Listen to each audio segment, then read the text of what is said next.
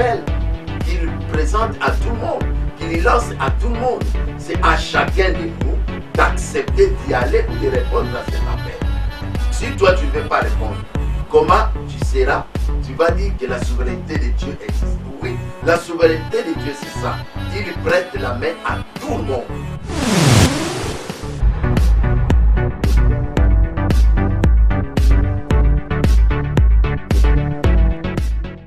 Bonjour chers frères et sœurs, vous êtes bien branchés sur votre chaîne Centre des Foi TV. Nous sommes très heureux une fois de plus de vous revoir si nombreux, de vous savoir si nombreux pour nous suivre en cette émission Les temps de l'excellence. Aujourd'hui nous allons parler d'un sujet très pertinent, comment savoir qu'on est enfant de Dieu.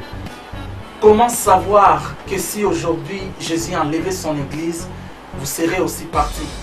Comment savoir que le Saint-Esprit vraiment habite en vous. Nous sommes aujourd'hui, une fois de plus, avec la participation de notre papa, votre serviteur, notre visionnaire, le révérend pasteur Faustin Ikaka. Je m'en vais donc inviter notre invité, je vais me tenir debout pour l'accueillir. Nous invitons notre papa Faustin Ikaka. Bonjour papa. Bonjour, que Dieu bénisse. Amen. Je vous donne place et en même temps, je vais directement commencer avec notre thème qui est en même temps notre question. Comment savoir qu'on est enfant de Dieu? Merci beaucoup. Pour savoir qu'on est enfant de Dieu, il faut d'abord, premièrement, croire en Jésus comme Seigneur et Sauveur. Lorsque on croit en Jésus comme Seigneur et Sauveur, on devient enfant de Dieu. Jean chapitre 1er, verset 12, nous parle de tous ceux qui l'ont reçu, à ceux qui croient à son nom. Il va leur donner le pouvoir de devenir enfant de Dieu. Le pouvoir de devenir enfant de Dieu. Donc, on est enfant de Dieu par le principe de l'acceptation de la personne de Jésus-Christ. C'est pourquoi je profite de l'occasion pour dire à tous qui nous suivent, celui qui n'a pas encore reçu Jésus dans sa vie, il n'est pas encore enfant de Dieu, parce que Jean 1er et verset 12 nous parle clairement. Il faut croire en Jésus et c'est ainsi que tu deviendras le Fils de Dieu et l'enfant de Dieu. Croire au Seigneur Jésus et tu deviendras automatiquement Fils de Dieu. Il me semble être vraiment facile de devenir enfant de Dieu, pasteur. Oh oui, logiquement, sur le plan évangélique, c'est très simple. Parce que quand je dis simple, à quel niveau? On reçoit seulement Jésus. Donc Jésus ne demande pas autre chose. Il ne demande pas quelque chose de compliqué. Il dit, crois seulement à lui. Accepte-le dans ton cœur, confesse dans ta bouche que je l'accepte comme mon Seigneur Sauveur, et tu deviens enfant de Dieu.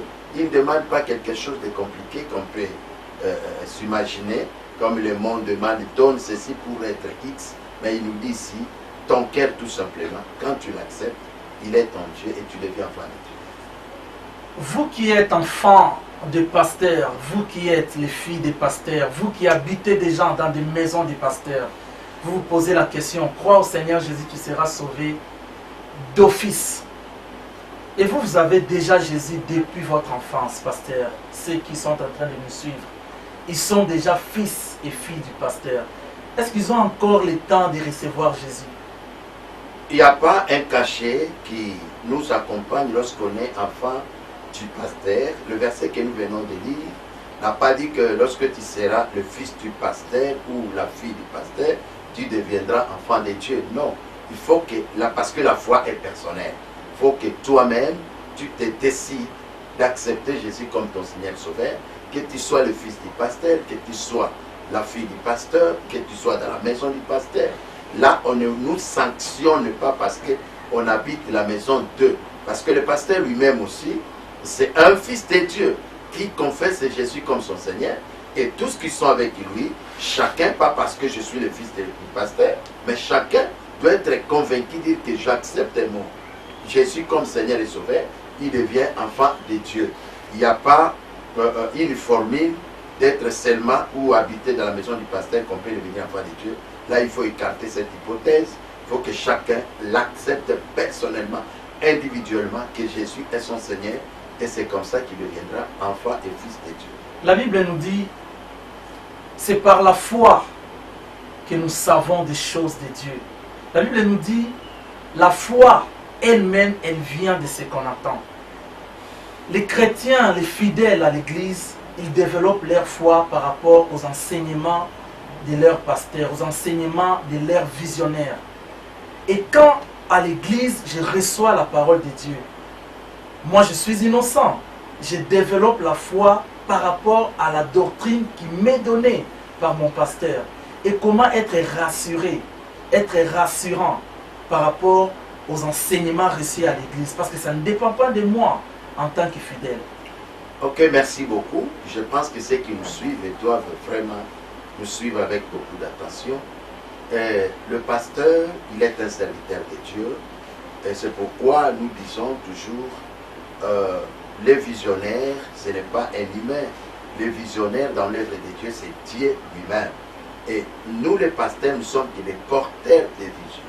Nous portons la vision de Dieu pour le mettre à la place publique. C'est-à-dire, Dieu appelle un homme comme il a appelé Moïse. Il a appelé beaucoup dans la Bible. Il dit, viens, je te donne cette charge qui est la vision. Va maintenant l'exposer auprès du monde et parler de Dieu. Parler de moi, parler de tout. Et lorsque un serviteur de Dieu, un pasteur, est en train de travailler, il ne travaille pas selon son intelligence ni sa force, mais il a une charge qu'il a reçue de la part de Dieu, qu'il est en train d'expliquer aux enfants de Dieu. Et les enfants de Dieu qui sont dans les églises, nous devons comprendre que la vision qu'a cet homme qu'il est en train de nous expliquer, ce n'est pas sa vision, mais il est qu'un porteur. Donc, à moins que le pasteur là, lui, se crée une vision, parce que nous voyons dans le monde, chacun par mécontentement, il peut créer un truc, chacun par la souffrance peut créer un truc, ça c'est au moins sa vision. Mais si je suis dans une telle église où l'homme n'a pas l'idéal ou l'authenticité de la chose de Dieu, nous devons vérifier dans la Bible, parce que la Bible c'est le miroir qui nous montre ce qu'il faut et ce qu'il ne faut pas. Et chaque enfant de Dieu, peu importe la vision qu'on est en train de nous présenter, il faut vérifier, comme les chrétiens de Béret, qui étaient là, vous écoutez la parole, après avoir écouté la parole, on doit vérifier cette parole si elle est authentique ou pas. Parce qu'il y a aussi le message de l'intelligence de l'homme.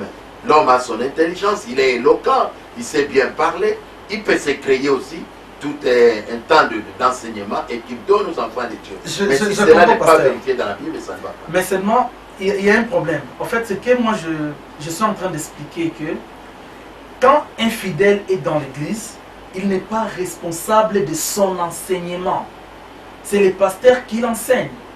Si chaque fidèle commencera à revérifier chacun des enseignements de son pasteur, je crois que ça sera un cercle vicieux.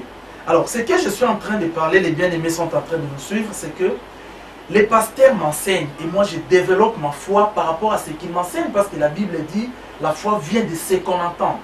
Maintenant, comment être rassuré des enseignements suivis, des enseignements que son pasteur est en train de lui donner? Parce que c'est ce qui va aussi nous comprendre si on est enfant de Dieu ou pas. Oui, c'est ça ce que je suis en train de dire. Je vais bien expliquer encore. C'est-à-dire quoi? Quand je reçois l'enseignement du pasteur, par mon pasteur, ce qui n'est pas mauvais, mais il faut que cet enseignement puisse répondre aux exigences de la Bible. Si cet enseignement ne répond pas à la lumière de la parole de Dieu, l'enseignement est biaisé, on ne peut pas continuer avec un, parce que la foi vient de ce qu'on attend. Nous attendons quoi? La parole de Dieu, parce que la Bible, le verset dit, la foi vient de ce qu'on attend, et ce qu'on attend vient de la parole de Dieu.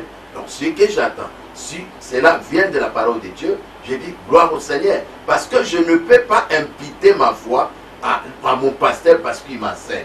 Attention, attention, parce que beaucoup de gens se disent, il parle bien, mais bien bon, mais il faut vérifier. Je viens d'évoquer un message sur l'église de Béret, par exemple. On peut parler bien, mais je dois vérifier ce qu'il dit. Est-ce que ça se vérifie dans les Écritures? Parce que la Bible est à la portée de tous. Quand tu as ta Bible à la maison, ce n'est pas le pasteur qui te dit lis tel verset, tel verset. La méditation personnelle doit aussi exister. Donc, bien qu'on m'a prêché, eh bien, je dois lire. Et quand je lis, je vois que peut-être ce que je lis, je n'ai pas bien compris, je dois aller chez mon pasteur. Voilà ce que je lis, Tu nous as enseigné ça, mais je trouve que c'est comme si tu as mal, je ne sais pas. Il va t'expliquer peut-être qu'il y a un problème d'interprétation. Peut-être c'est le pasteur qui a donné autre chose que ce qui est dans la Bible. Ça peut te fixer et tu peux aussi savoir comment marcher avec Dieu par rapport à la connaissance de la parole de Dieu. Sinon, on sera bloqué, on se dit, ce n'est pas moi, c'est mon pasteur. Ici, je vais dire, le pasteur est responsable de la troupe ou de l'église qu'il est en train de gérer, mais n'est pas responsable de ma foi personnelle. C'est moi-même qui dois engager ma foi en Jésus-Christ. Merci beaucoup. Le pasteur n'est pas responsable de notre foi personnelle, mais le pasteur est responsable de l'église qu'il est en train d'encadrer. Pasteur, si nous devons revenir en arrière, vous avez dit dans nos émissions passées qu'on ne peut pas perdre, on peut plutôt perdre la grâce. Grâce, le salut peut se perdre. Merci beaucoup. Le salut peut se perdre. Alors, vous nous avez dit tout à l'heure, dès que vous recevez Jésus comme votre Seigneur et Sauveur, directement vous devenez enfant de Dieu. Je l'ai dit tantôt, c'était vraiment très facile. Mais en détail, quelles sont les étapes à suivre? Est-ce que recevoir Jésus comme son Seigneur et Sauveur, cela veut dire justement témoigner aux yeux de tout le monde que je reçois Jésus comme Seigneur et Sauveur et directement on devient chrétien, ou bien il y a des étapes en détail à suivre pour devenir enfant de Dieu? Merci beaucoup. La Bible dit dans 1 Jean chapitre 4, nous disons que la foi, c'est quelque chose qui nous amène à se brancher dans le salut. Je l'explique bien. Nous sommes sauvés par la foi, par la grâce, au moyen de la foi. Vous voyez ça? Nous sommes sauvés par la grâce, au moyen de la foi. C'est-à-dire quoi? Je suis sauvé par la grâce que Dieu m'a faite, mais au moyen de ma foi. La foi ici, ce n'est pas quelque chose où je dis, je reçois Jésus dans ma vie et ça me suffit. La foi ici, c'est rester fidèle en respectant la parole de Dieu continuellement. C'est ça la foi. Parce que notre foi est basée à la parole de Dieu. Je crois à la parole de Dieu. Cette parole, où moi des fois je définis, la foi c'est le retour à la parole. Donc je crois en Jésus. Je dois m'asseoir dans la parole. C'est comme ça, croire en Jésus. Croire en Jésus, ce n'est pas une simple expression. Une simple expression verbale, je crois en Jésus, ou une chanson ou un cantique. Non. Croire en Jésus, c'est confesser dans sa bouche et croire dans son cœur que Jésus-Christ est mon Seigneur. Et quand je dis Jésus-Christ est mon Seigneur, ça veut seulement dire je dois me laisser soumis aux ordres de Jésus. Je dis je crie en Jésus, mais je ne me laisse pas soumis aux ordres de Jésus, mais le salut me pénétrera pas. Parce que le salut c'est la personne de Jésus par sa parole. Donc on ne peut pas dissocier Jésus et sa parole. Jésus c'est la parole. Parce que Jean 1, chapitre 1 nous dit, au commencement était comment? La parole. La parole était avec Dieu, la parole est Dieu. Donc Jésus c'est la parole. Comment je peux dire que j'accepte Jésus, mais après, Jésus me dit de ne pas commettre le péché, moi je suis dans le péché. Là au moins, je n'ai jamais accepté Jésus. Celui qui accepte Jésus, c'est celui qui accepte aussi marcher selon la parole de Jésus. Et c'est comme ça que le salut sera maintenu. Sinon, on va perdre le salut. Parlons de la souveraineté de Dieu. Parce que dans cette matière, de croire et d'être rassurant qu'on a gagné le salut et qu'on a Jésus, on est enfant de Dieu, il va intervenir aussi la notion de la suprématie de Dieu. Quant au salut de l'homme, que pouvons-nous dire par rapport à la souveraineté de Dieu? Parce que la Bible nous dit rien ne peut arriver sans que l'Éternel le sache. Dans la souveraineté de Dieu, vous ne voyez pas que pour être enfant de Dieu, il est aussi question de la souveraineté de Dieu, que tu le veux ou pas. Oui, la souveraineté de Dieu, c'est quoi? Dieu veut que tout le monde soit sauvé. Et ça, c'est ce que Dieu veut. Mais néanmoins, on ne peut pas exclure la part de l'homme dans le salut. Il dit, venez à moi, vous tous qui êtes chargés, fatigués, je vous donnerai du repos. Ça, c'est fatigué du péché, fatigué du mal, fatigué d'iniquité, il nous donnera le repos. Il dit, venez. C'est un appel qu'il présente à tout le monde, qu'il lance à tout le monde. C'est à chacun de nous d'accepter d'y aller ou de répondre à cet appel. Mais si toi tu ne veux pas répondre, comment tu seras? Tu vas dire que la souveraineté de Dieu existe. Oui, la souveraineté de Dieu c'est ça. Il prête la main à tout le monde. Mais c'est à nous maintenant, chacun de nous, de savoir répondre à ça. Par exemple, on prépare la nourriture. Dans notre cuisine, on a bien préparé et la nourriture est prête. On le prend, on vient déposer dans la table pour qu'elle soit consommée, cette nourriture-là. Ce n'est pas à celui qui a préparé qu'il va maintenant commencer à te mettre la nourriture dans la bouche. Mais c'est toi, il va dire, par exemple, chez nous, on parle de caribou, par exemple. Approchez-vous, venez manger, la table est prête. Mais toi, tu ne veux pas marcher, venir là où on te dit de manger. Tu dis non, mais comme la nourriture est déjà là, il y a la souveraineté, je peux manger, même en esprit, ça ne passe pas comme ça. Donc pour qu'on soit l'enfant de Dieu, ça demande aussi le minimum de ta volonté. L'homme aussi doit intervenir pour que Dieu puisse accomplir ce qu'il a fait. Et c'est ça même la souveraineté de Dieu. Parlons des élus. Lorsque la Bible parle, il nous dit, l'Éternel, par sa souveraineté, il a choisi un tel peuple de devenir son peuple.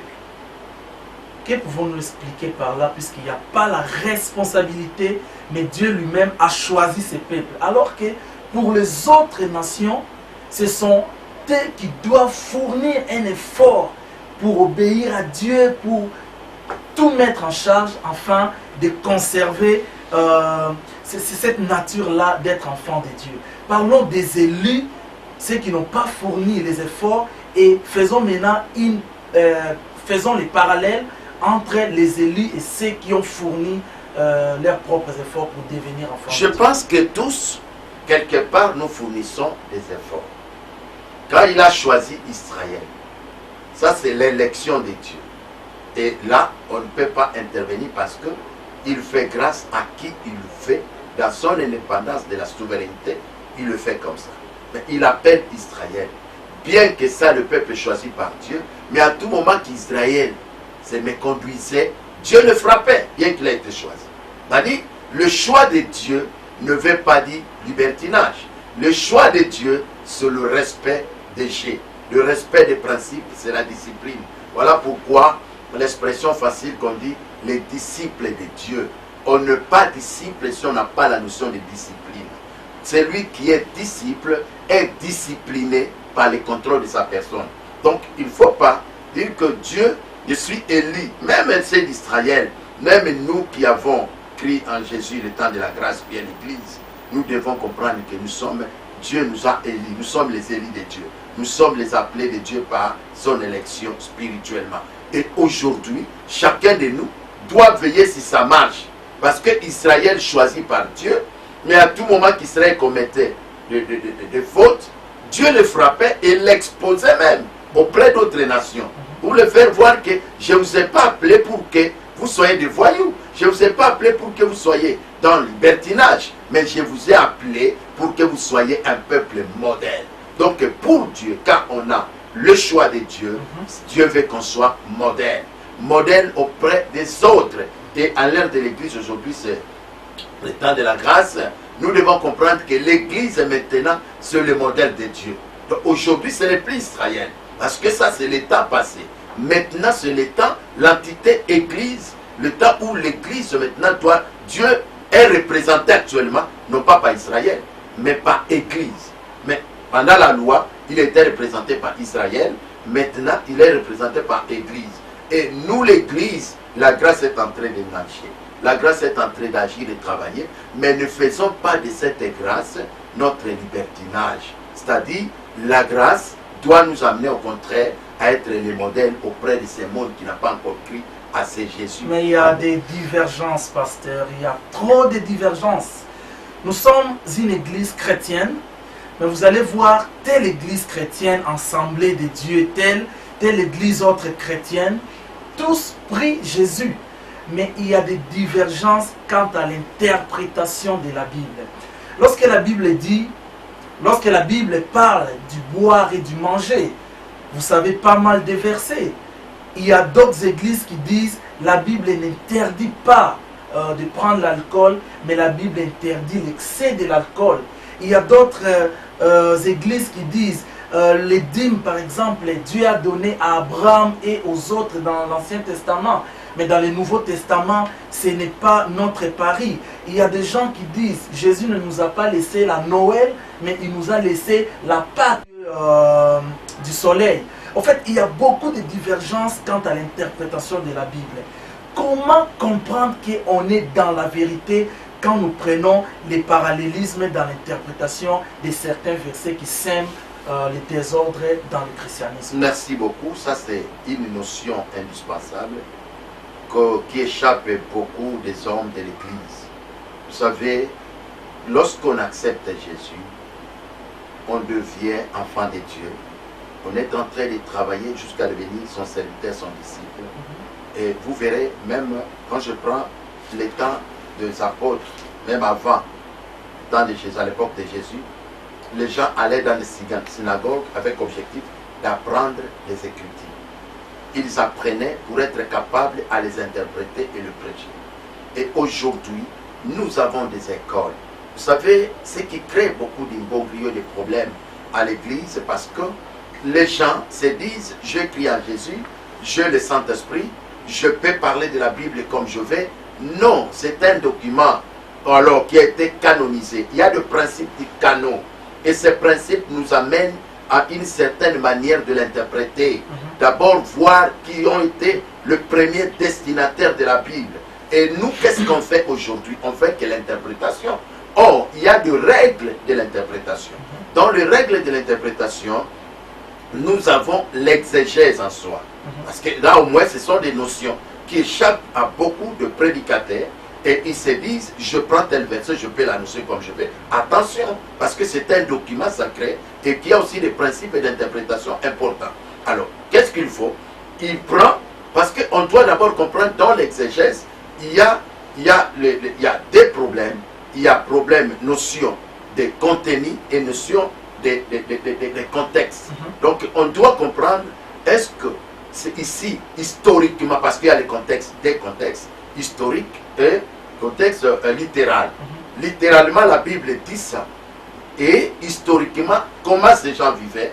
Alors, contenu, c'est quoi? Et ça, c'est toute une étude. On ne peut pas, n'est-ce pas, s'autoproclamer, commencer à prêcher, ça, être dans pas seulement une école théologique, mais dans une église, nous devons aussi apprendre aux enfants de Dieu à interpréter la parole. Et lorsqu'on interprète la parole, à la fin, nous avons la notion d'herméneutique. Cette notion de l'herméneutique a comme importance, valeur, c'est quoi? L'herméneutique qui veut seulement dire l'actualisation du message. Parce qu'on a parlé à Israël et notre époque aujourd'hui, qu'est-ce qu'il faut et quelle parole ou message que nous pouvons en bénéficier aujourd'hui. Je prends l'exemple de notre pays, par exemple. Il y a de ceux qui sont dans certains coins où je prends d'une manière générale. On est en Belgique, quand on parle du palais en Belgique, et ça, on voit la maison royale. C'est ça même le français. La maison royale, le palais. Mais quand nous sommes à Kinshasa, le palais, c'est la maison d'une manière générale. Vous voyez ça?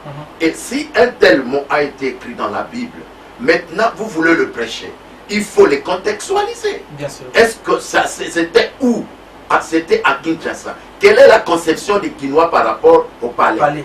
Là, tu vas identifier, dénicher le vrai mot. Et quand tu vas l'actualiser, tu seras dans le vrai. Mais quand tu prends ça dans le sens peut-être belge, tu verras que tu ne vas pas bien prêcher. Ce que tu donneras, tu feras le prétexte. Or, quand on donne une prédication remplie de prétextes, c'est une prédication de mensonge où on ne sera pas dans la vérité. C'est pourquoi je dis à mes amis, on peut acclamer, sauter les chrétiens, ne savent rien, mais tu les as amenés dans la ruine ou dans le mensonge, où ça, ce n'est pas bien. C'est pourquoi je dis, l'interprétation est en train de frapper, sincèrement, beaucoup d'enfants de Dieu qui n'arrivent pas à bien interpréter parce qu'ils ne veulent pas apprendre. Parce que vous verrez, comme tu as dit, merci, il y a certains qui disent que la théologie, il ne faut pas, ça ne sert à rien, on ne peut pas étudier Dieu. Mais je me dis, mais pourquoi vous lisez la Bible? Parce que la Bible, c'est le fruit de la théologie. Parce que sinon, s'il n'y avait pas la théologie, on n'allait pas voir la Bible. Ce sont des experts qui ont finalement écrit, et pour savoir l'interpréter, l'amener à mettre à notre disposition. C'est ça la théologie. Mais tu refuses la théologie, tu lis la Bible. Alors tout ça, ce sont des vides de la connaissance que nous devons aussi aider le peuple à connaître, à comprendre que la Bible a aussi des principes pour la prêcher. Merci beaucoup, pasteur. Ça, c'est très bénéfique pour nous, chers bien-aimés qui nous suivez en ces instants ici. Il y a une autre question, pasteur, nous voulons savoir, en tant qu'enfant de Dieu, parce que notre thème, c'est comment savoir qu'on est enfant de Dieu. Effectivement, face à tous ces enseignements que nous sommes en train de suivre, nous ne savons plus si nous sommes dans les enseignements de l'Antéchrist ou dans les vrais enseignements. Alors, pasteur, il y a une question que nous voulons savoir parce qu'il y a une vague actuellement où on parle des enseignements des anges. L'angéologie, je ne sais pas, ou l'archangéologie, je ne sais pas trop. Est-ce que ces enseignements-là sont vraiment les enseignements d'actualité pour les enfants de Dieu? Non, je pense que l'angélologie, c'est une matière qu'on enseigne aussi dans le christianisme sur le mystère des anges. Mais on les prêche et l'enseigne très mal parce que l'angélologie, parce que ce n'est pas l'angélologie, hein, c'est l'angélologie. L'angélologie. Okay. C'est ce terme-là qui s'est dit, où on est en train de montrer au moins juste une information aux enfants de Dieu, le travail des anges, comment ils sont organisés pour travailler. Mais nous, aujourd'hui, on n'a pas tellement besoin de ça si ce n'est qu'une information. Parce que le Saint-Esprit est là. Il fait un travail suffisant. Et le Saint-Esprit est en train de nous briser, transformer, afin que nous soyons capables. Tu sais, même quand nous lisons la Bible, nous jugerons même des anges. Donc, vous voyez, donc quand les gens viennent avec beaucoup de messages sur l'angélologie, ça sont moins, à la longue, les gens sont en train de faire autre science que la Bible. Donc l'angélologie, on peut leur prêcher ce message, on peut donner une telle doctrine, mais sous forme d'une information pour que les enfants de Dieu sachent au moins comment les anges sont organisés pour travailler. Mais pas nous donner l'angélologie comme une matière où les anges peuvent travailler à nous comme ils ont travaillé avec l'ancienne alliance. Aujourd'hui, le Saint-Esprit est là, très permanent, vivant et visible. Nous devons nous confier à l'Esprit de Dieu qui nous convainc, qui nous oriente, qui nous enseigne, qui nous donne presque tout et qui fait un travail exceptionnel dans nos cœurs, dans nos vies. Si aujourd'hui certaines choses, nous arrivons à le maîtriser, ce n'est pas parce que nous sommes humains, tout simplement parce que Dieu a mis le Saint-Esprit à nous et le Saint-Esprit nous aide dans nos faiblesses. Voilà ce qui est important. Mais ceux qui prêchent ça, je sais, il y a certaines doctrines comme ça, qui sont en train de désorienter les gens dans les séances que j'ignore. Merci beaucoup, pasteur. Nous restons avec 1 minute avant de clôturer notre émission.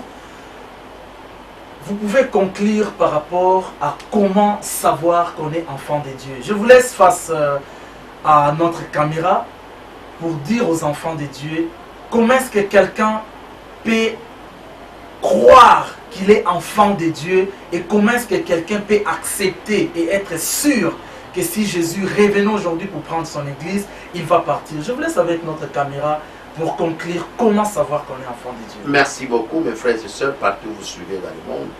Pour savoir qu'on est enfant de Dieu, la chose est facile. Tu dois vérifier les Écritures pour te dire est-ce que ma marche par rapport aux Écritures, ça convient ou ça ne convient pas. Deuxième chose, ta conscience sait ce que tu es. C'est pourquoi j'ai toujours dit, prêcher tel qu'on le fait là, ne veut pas absolument dire que nous marchons avec le Seigneur. C'est-à-dire, nous pouvons être éloquents, nous pouvons connaître, nous pouvons savoir, mais sans pour autant le mettre en pratique. Tous qui mettent en pratique la parole de Dieu et qui font l'effort de marcher avec Jésus, ils sont conscients au moins que le jour du Seigneur, je peux être enlevé. Ça, c'est l'assurance que le Saint-Esprit nous convainc. Et il faut se rassurer à ça. Mais si tu sais, tu prêches bien, tu parles bien de Dieu, et que ton comportement ne répond pas, même ta conscience est surchargée, tu le sais toi-même que non, là je peux rater. Mais ma prière est que chacun de nous puisse encore s'interroger soi-même, faire une introspection pour revoir sa vie. Si c'est ok, c'est bon. Et alors la chose qui peut nous rassurer, c'est l'écriture, c'est la parole de Dieu. Mesurons-nous par rapport à la parole de Dieu. Ne nous mesurons pas par rapport à X, un frère, une sœur, un pasteur, un apôtre, un prophète, un évangéliste, un docteur, mais mesurons-nous par rapport à la parole de Dieu. Et tout ce que la parole de Dieu nous dit, pratiquons, faisons, nous serons trop sûrs d'être enlevés avec Jésus et conscients d'être enfants de Dieu. Voilà ce que je voulais. Merci. Merci beaucoup, chers frères et sœurs, vous qui nous avez suivis au travers vos téléphones, au travers vos ordinateurs, au travers vos postes télé. Nous vous remercions et nous vous disons à très très bientôt. Merci, que Dieu vous bénisse.